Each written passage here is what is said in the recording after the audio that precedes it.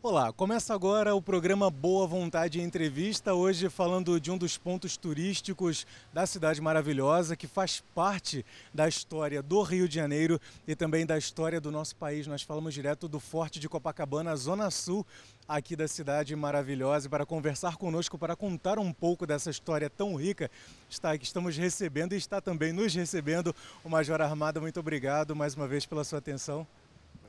Major, como é que surge o Forte de Copacabana, desde esse processo da idealização até esse processo da construção? Como surge?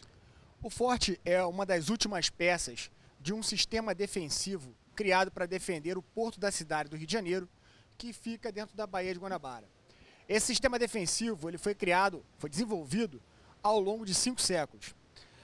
O forte ele surge num contexto já do final do século XIX, para melhoria e proteção da entrada da Baía de Guanabara, a fim de impedir a aproximação de navios inimigos de grande porte, com poderosos canhões.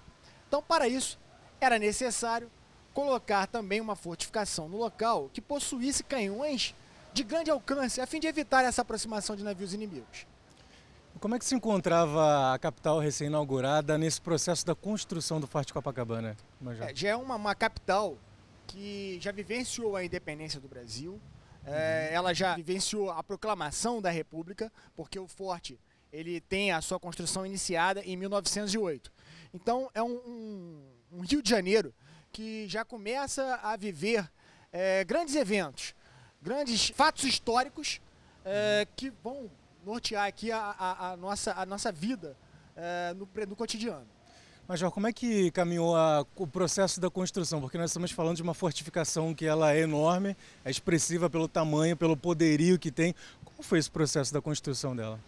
O local escolhido, ele não foi por acaso, é um local, é o promontório da igrejinha de Nossa Senhora de Copacabana, que se debruça sobre o mar na direção da entrada da Baía de Guanabara.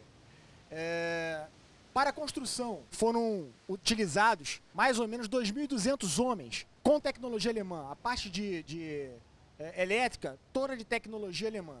O concreto brasileiro e a mão de obra desses operários também brasileira.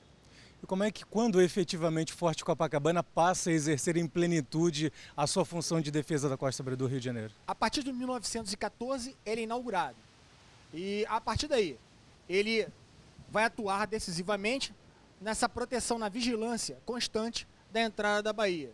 Inclusive com grande participação na Segunda Guerra Mundial, na vigilância de aproximação de submarinos inimigos, com os holofotes que aqui existiam. Dentro desse processo histórico de grandes mudanças que aconteceu naquela época da idealização e da construção do Forte Copacabana, como é que foi a recepção da população daquela época em ver um forte tão expressivo sendo construído e sendo inaugurado, Major? A população de Copacabana recebeu muito bem, inclusive porque o Forte Copacabana ele passou a vivenciar também o bairro de Copacabana.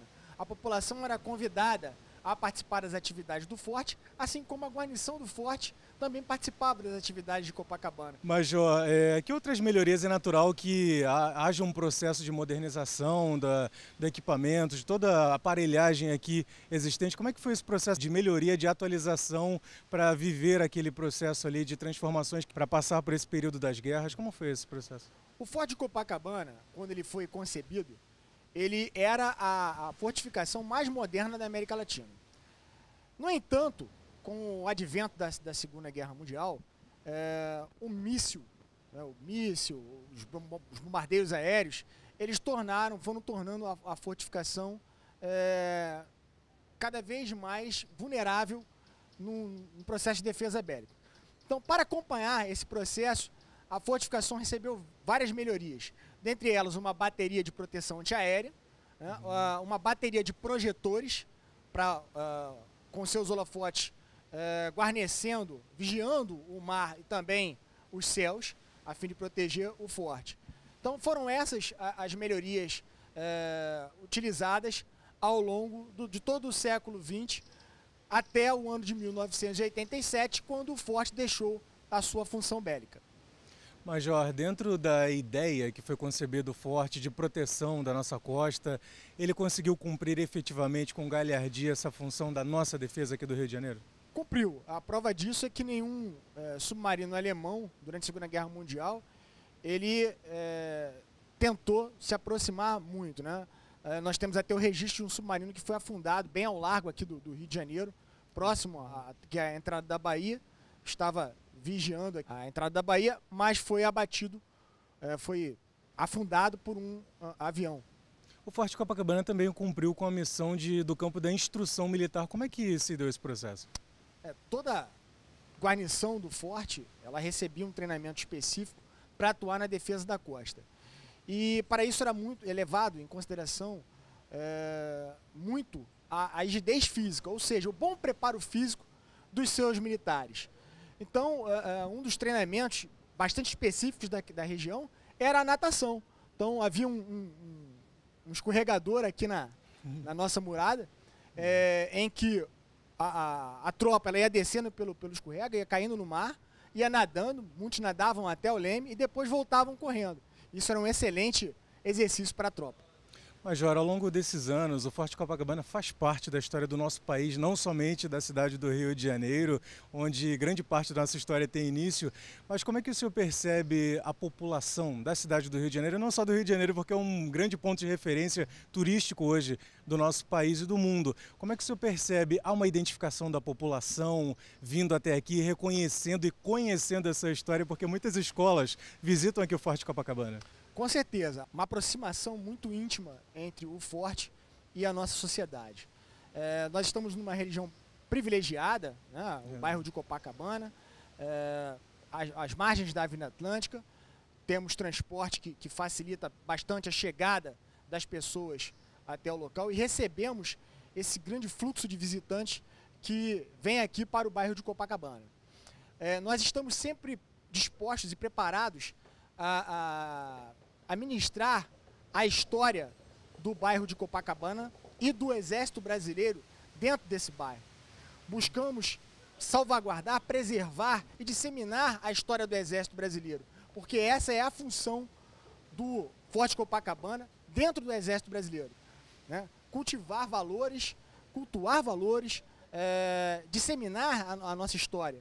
Isso é importantíssimo para nós e transmitir valores, os nossos valores, para a sociedade. Com isso, esperamos contribuir um pouco para que a nossa sociedade, né, seja cada vez melhor, uma sociedade à altura dos desafios do século XXI.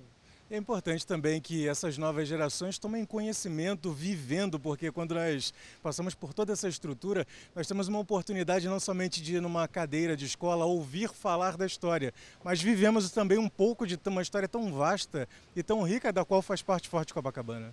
Com certeza.